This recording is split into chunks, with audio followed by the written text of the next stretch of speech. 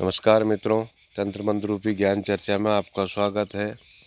मित्रों, आज चर्चा करते हैं कि तंत्र मंत्र के साथ साथ एक गुरु अपने शिष्य को आध्यात्मिक ज्ञान किस प्रकार देता है और उसे जीवन का आत्मबोध किस प्रकार कराता है। मित्रों, ये बड़ा गंभीर विषय है, लेकिन मैं इसको एक कहानी के माध्यम से आपको समझाने का प्रयास करूँगा। तो चर्चा करते हैं। मित्रों, किसी जंगल में एक महात्मा रहते थे और वो महात्मा अपना वहीं धूना लगा के अपने तप किया करते थे और ईश्वर भक्ति किया करते थे। तो उस जंगल के आसपास बहुत सारे गांव भी थे।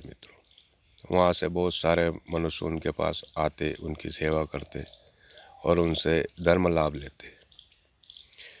तो उन्हीं में से एक लड़का, करीब 22-23 साल का लड़का, उनके पास अक्सर आया करता और उनकी सेवा किए करता। तो कुछ समय सेवा करने के बाद उस लड़के ने कहा कि महाराज जी, आप मुझे भी कुछ ऐसा ज्ञान दो कि मेरा जीवन सफल हो जाए। महाराज जी ने कहा, ठीक है, आपको भी ज्ञान देते हैं। उन्होंने उसको एक कान में एक युक्ति बताई, यानी कोई उपाय बताया कि कल आप ऐसे ऐसे करना। ठीक है। अब वो लड़का शाम को अपने घर पे आता है और अपने घर पे आके अपने काम करके रात को खाना खा के और सो जाता है। और सुबह वो जब जगाने के बाद भी वो नहीं उठता है तो उसको मृत मान लिया जाता है। अब मृत होने के जैसे ही खबर आसपास फैलती है तो आसपास के गांव के, परिवार के और बहुत सारी भीड़ इकट्ठी हो जाती है उसके घर पे। तो कोई उन महाराज को भी खबर देता है कि वो आपके यहाँ जो लड़का आता था वो आज नहीं रहा। तो महाराज भी उसके घर पे आते हैं और चर्चा करते हैं। तो कोई कहता है उसके परिवार में से कि ये महाराज जी के पास जाता था, हो सकता है महाराज जी ने कुछ खिला दिया हो। कोई कहता है कि इसने आत्महत्या कर ली होगी। कोई कहता है इसको जहरीला जानवर ने काट लिया होगा। कोई कहता है इसकी हो सकता है स्वाभाविक मृत्यु हो चुकी होगी।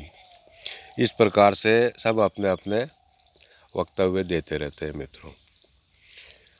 तो जब उसका अंतिम संस्कार की तैयारी शुरू की जाती है तो महाराज जी कहते हैं कि मैं आपके लड़के को जीवित कर सकता हूँ, लेकिन मेरी एक शर्त है। सभी लोग पूछते हैं कि महाराज जी, आप इसको जीवित कर दो, जो भी आपकी शर्त है हम उसको मान लेंगे, और आप आपकी शर्त भी बताओ।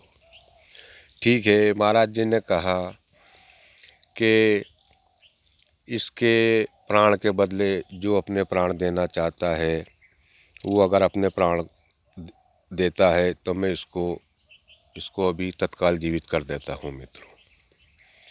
तो सबने कहा कि ये तो पिता का प्यारा था। पिताजी से कहा कि पिताजी आप दे दो, इसके इसके इसका जीवन बच जाएगा। पिता ने कहा, भाई मेरे तो पहले ही 3-4 लड़के हैं, क्या फ़र्क पड़े, मैं क्यों मरूं। माताजी ने कहा, मेरे भी और बच्चे हैं, मैं क्यों मरूं।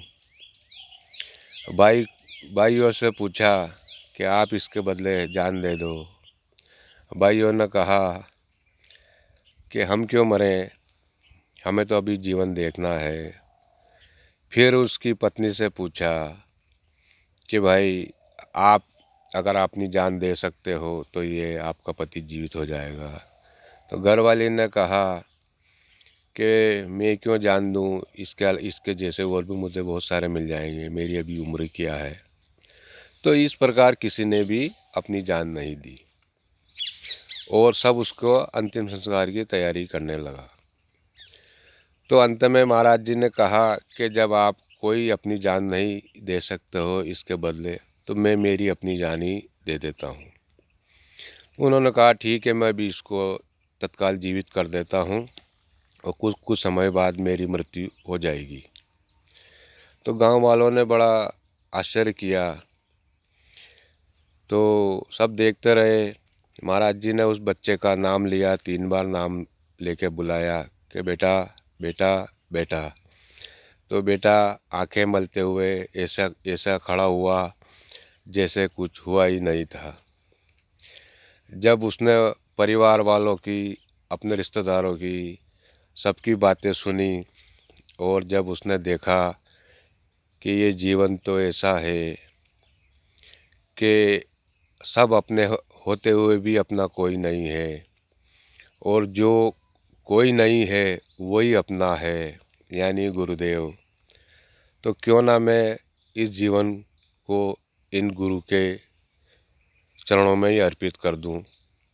और वो लड़का उसी समय से घर को छोड़ के और अपने गुरु के साथ चल दिया मित्रों। तो ये